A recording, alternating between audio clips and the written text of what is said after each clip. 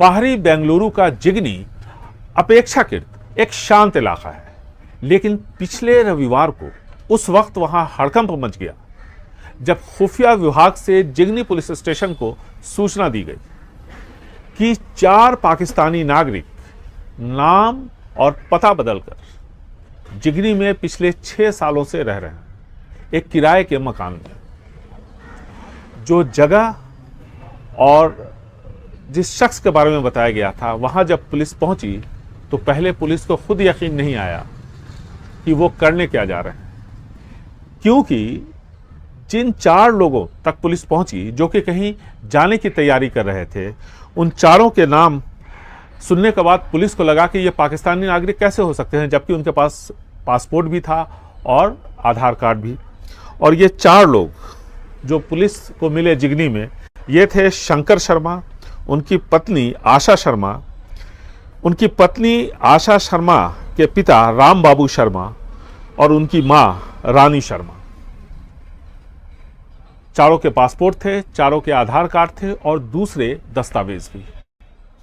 लेकिन इंटेल की जानकारी थी, यानी खुफिया विभाग की जानकारी थी, और यह भी बताया गया था जिगनी पुलिस को कि इन 4 लोगों की गिरफ्तारी इनके कुछ साथियों की चेन्नई एयरपोर्ट पर हुई गिरफ्तारी के बाद की जा रही है। उन्होंने ही इन चारों के बारे में बताया है। चेन्नई एयरपोर्ट पे कुछ लोग बांग्लादेश से भारत आए और वहां यासीन, यानी जो कि कार्तिक शर्मा के नाम से सफर कर रहा था, और उसकी पत्नी जैनब नूर जो कि नेहा शर्मा के नाम से ट्रैवल कर रही थी बांग्लादेश से भारत। चेन्नई एयरपोर्ट पर इमिग्रेशन के अधिकारियों को उन पर शक हुआ। उन्होंने जब पासपोर्ट की सघन जांच की तो पाया कि इनके पासपोर्ट फर्जी हैं। फिर इनसे पूछताछ हुई, आईबी के लोगों ने पूछताछ की, दूसरी खुफिया एजेंसियों के लोगों ने पूछताछ की, तो पता चला कि ये लोग सब बेंगलुरु के शर्मा परिवार से जुड़े हुए, जो कि पिछले 6 सालों से बेंगलुरु में रह रहा है।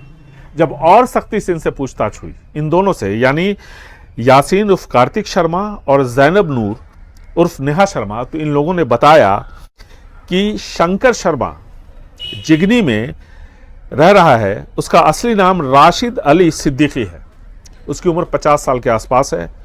आयशा उनकी पत्नी है, जिनका जो कि आशा शर्मा के नाम से रह रही हैं। साथ ही साथ हनीफ जो कि राम बाबू शर्मा के नाम से रह रहे थे, वो आयशा के पिता थे। और रानी शर्मा के नाम से रह रही थी रूबीना, जो कि आयशा की मां थी। इसने चारों को गिरफ्तार किया, पूछताछ की, इनके घर पर जो भी सामान था सब को सीज किया गया और पुलिस स्टेशन लाया गया। वहाँ से कंप्यूटर के साथ साथ कई सारे दूसरे जो दस्तावेज मिले हैं, उनमें मेहदी फाउंडेशन जो कि पाकिस्तान में है, एक अंतर्राष्ट्रीय संगठन है जिसको लेकर के कई बार पाकिस्तान में हिंसा हो चुकी है, उससे जुड़े हुए कुछ कागजात मिले। मेहदी फाउंडेशन के जो गुरु हैं, जो कर्ता धर्ता हैं, यूनुस गौहर, उनकी तस्वीर भी मिली इनके पास से। और राशिद अली सिद्दीकी ने बताया कि वो मेहदी फाउंडेशन से जुड़ा हुआ है और वो रहने वाला है पाकिस्तान का। कराची के पास लियाकाबाद नाम की एक जगह है, वहाँ का वो रहने वाला है। वहाँ वो मेहदी फाउंडेशन से जुड़ा, लेकिन मेहदी फाउंडेशन एक विवादास्पद फाउंडेशन है और इसके जो गुरु हैं यूनुस गौहर, उनको लेकर के बराबर वहाँ पर अफरा तफरी मचती रहती है पाकिस्तान में। ऐसे में पाकिस्तानी निवासी आयशा जो कि बांग्लादेश में रह रही थी और इस फाउंडेशन से इनका पूरा परिवार जुड़ा था, ये फिर बांग्लादेश आया। लेकिन बांग्लादेश आने से पहले राशिद अली सिद्दीकी उर्फ शंकर शर्मा, जो मैंने आपको पहले बताया, इसकी शादी 2011 में आयशा से ऑनलाइन हुई। ये दोनों ऑनलाइन मिले थे मेहदी फाउंडेशन के जरिए, और इस तरह से इन दोनों की जान पहचान हुई थी। फिर ये बांग्लादेश आए। बांग्लादेश से पश्चिम बंगाल के मालदा में इसी मेहदी फाउंडेशन के लोगों ने इन्हें पहुंचाया, इन 4 लोगों को, यानी राशिद अली सिद्दीकी, आयशा के पिता हनीफ और उसकी मां रूबीना को। ये चारों आए मालदा यानी वेस्ट बंगाल के जरिए इंडिया में, और फिर यहाँ से ये दिल्ली गए। दिल्ली में 4 साल के आसपास रहे, जो जानकारी अब तक पूछताछ में सामने आई है। और उसके बाद पिछले 6 सालों से ये लोग बेंगलुरु में रह रहे हैं। इनका कहना है कि ये अपने फाउंडेशन की शिक्षा लोगों में बांट रहे हैं और चाहते हैं कि ज़्यादा से ज़्यादा लोग इस फाउंडेशन से जुड़े। लेकिन पुलिस और खुफिया विभाग को ये शक है कि ये लोग किसी स्लीपर सेल से जुड़े हुए हैं। और सवाल सिर्फ इन 4 लोगों का नहीं है। इससे पहले भी जो चेन्नई एयरपोर्ट पर 2 लोग पकड़े गए, इसके अलावा कई और लोग इस फाउंडेशन से जुड़े हुए भारत में अपना नाम बदलकर रह रहे हैं। ये जानकारी भी सामने आई है। तो पुलिस अब इनसे पूछताछ कर रही है, अलग अलग खुफिया एजेंसियां इनसे पूछताछ कर रही हैं, ताकि जल्द से जल्द इस पूरे नेटवर्क का पता चल सके।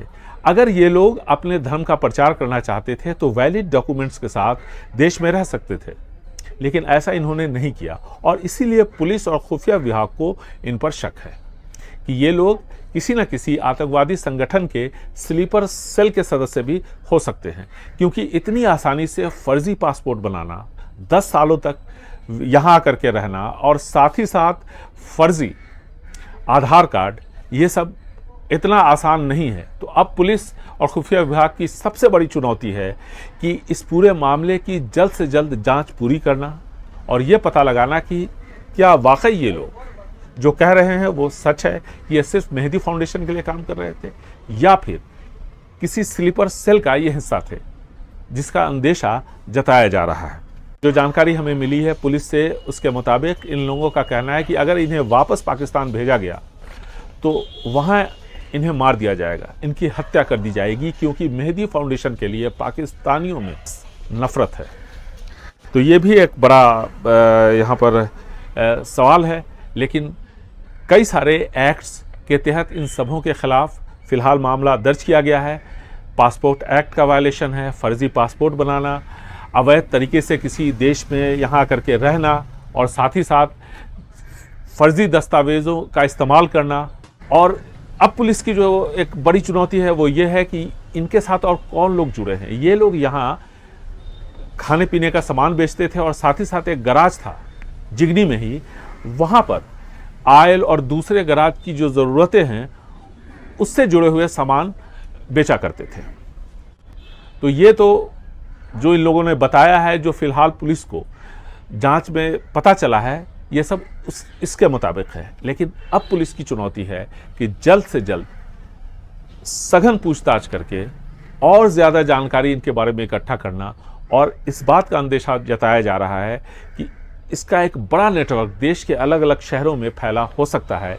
तो कौन लोग हैं जो मेहदी फाउंडेशन के लिए काम कर रहे हैं, किस नाम से रह रहे हैं, क्या ये फाउंडेशन सिर्फ धर्म को, जो कि पाकिस्तान में जिसको लेकर के इतना ज़्यादा विरोध है, उसको भारत में फैलाने की क्या ज़रूरत है, ये भी एक बड़ा सवाल है।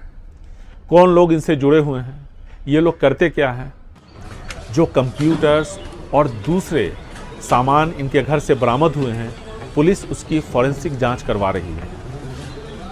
उसमें जो डाटा है उसकी जांच की जा रही है, ताकि ये पता चल सके कि कौन कौन लोग इनसे जुड़े थे, देश के किन शहरों में और कौन कौन लोग रह रहे हैं, किस किस नाम से रह रहे हैं, कब से रह रहे हैं और इनका मकसद क्या है। इनके घर से जो दस्तावेज मिले हैं, साथ ही साथ कंप्यूटर, मोबाइल फ़ोन्स, इन सब की जांच की जा रही है। डाटा का एनालिसिस हो रहा है ताकि जल्द से जल्द पूरी जानकारी इनके बारे में इकट्ठा की जा सके, ये पता चल सके कि कौन कौन लोग इनसे जुड़े हैं, देश के किन हिस्सों में रह रहे हैं, किस नाम से रह रहे हैं, उनका मकसद क्या है। पुलिस लगातार दबिश दे रही है और फेडरल एजेंसीज़, यानी जो सेंट्रल एजेंसीज़ हैं, चाहे वो खुफिया एजेंसी हों या दूसरी एजेंसियां, उन सब के साथ तालमेल करके जल्द से जल्द इस नेटवर्क की तह तक पहुंचने की कोशिश में जुटी है।